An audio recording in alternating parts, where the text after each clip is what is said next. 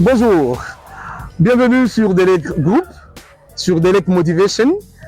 Une grande joie, une immense joie de vous retrouver aujourd'hui avec un sujet très pointu, un sujet très intéressant.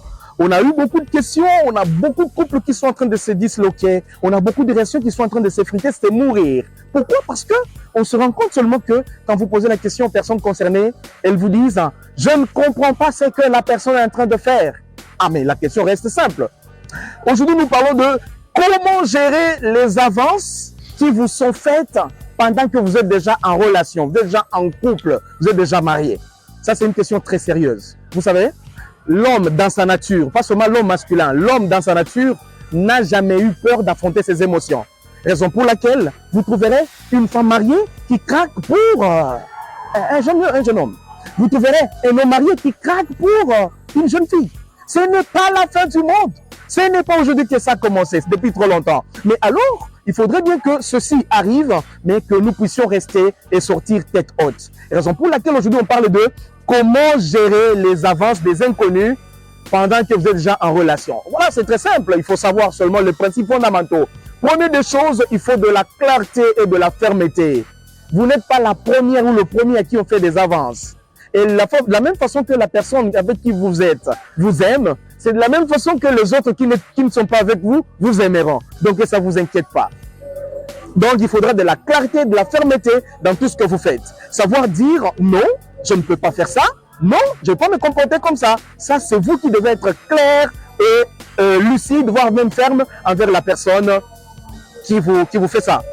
Et deuxième des choses, il faut éviter les conditions qui amènent le conflit. Vous savez, ça peut arriver au boulot, ça peut arriver dans une relation, dans une connaissance quelconque. Vous sentez que parce que la personne vous a fait des avances et vous avez refusé, ça crée des conflits. Mais vous devez être à mesure d'éviter les conflits. Troisième des choses, il faut savoir communiquer avec son partenaire. Vous savez, chers messieurs, chères dames, savoir dire que non, je vais gérer, ça a attiré beaucoup de conflits dans les relations. Vous savez, de la même façon que vous parlez de tout, mais parlez aussi de ça. Communiquez clairement avec son partenaire. Écoute, chers collègues, j'ai senti que les intentions de tel ou tel autre commencent à m'amener à penser que... Et puis, voilà, c'est pas pour que ton conjoint ou ton partenaire puisse aller faire du désordre parce qu'il réfléchit bien. C'est pour qu'il ait le temps de te donner les conseils sur comment éviter de t'exposer. Parce que quelque part là, nous condamnons le diable pour rien. C'est nous-mêmes qui nous exposons. Ça, c'est un élément très important. Troisième chose, il faut établir les limites claires. Comment se fait-il que la personne t'a fait des avances à l'occasion de rien? Non, non, c'est-à-dire il y a quelque chose qui a commencé. Alors vous devez établir les limites claires de vos conversations. Déjà, quelqu'un qui t'écrit au-delà de 22 heures. Tu es marié, tu es épouse de quelqu'un, tu es à 22 heures. Mais c'est 2 heures où chacun est censé être en famille. Même si on est professionnel, on va travailler jusque tard. Un tout petit peu de limites. Personnellement, moi qui vous parle, docteur Delphine Kachadewa, j'ai des limites de communication. Il y a une catégorie de personnes, je me limite à 18 heures, d'autres à 19 heures, d'autres à 20 heures, d'autres à 21 heures et à 22 heures. Ce n'est pas à n'importe qui que je réponds, à n'importe quel mot, parce que les accès ou les laissés-passer risqueraient d'ouvrir les brèches. Hein, parce que vous ne savez pas quand la personne te contacte à cette heure-là, elle est en train de faire quoi. Tu risques d'être quelqu'un qu'elle contacte pendant qu'il n'a toujours pas de choses à faire. Pour terminer, il faut s'éloigner des situations inconfortables. Tu sais que la personne a un béguin pour toi. Ou bien quelqu'un t'aime de vrai. Mais toi, tu es en couple, ou bien tu es partenaire, tu es marié, tu es épouse de quelqu'un. Mais imagine-toi que tu te retrouves, il t'invite au restaurant, elle t'invite dans les lieux compliqués, elle t'invite dans des cadeaux compliqués, et puis tu prends. C'est-à-dire, ne te plains pas, tu es en train d'ouvrir les opportunités. Vous voyez ça? Ça, nous vous donnons les principes fondamentaux pour gérer ce type de relation.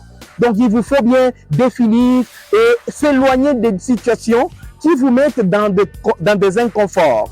Alors, pour terminer, vous n'avez rien à cacher qu'à partager l'information et à être gentil envers la personne qui vous fait des avances. C'est juste dire, s'il te plaît, je te comprends. Avoir un béguin sur moi, avoir un amour pour moi n'est pas la fin du monde.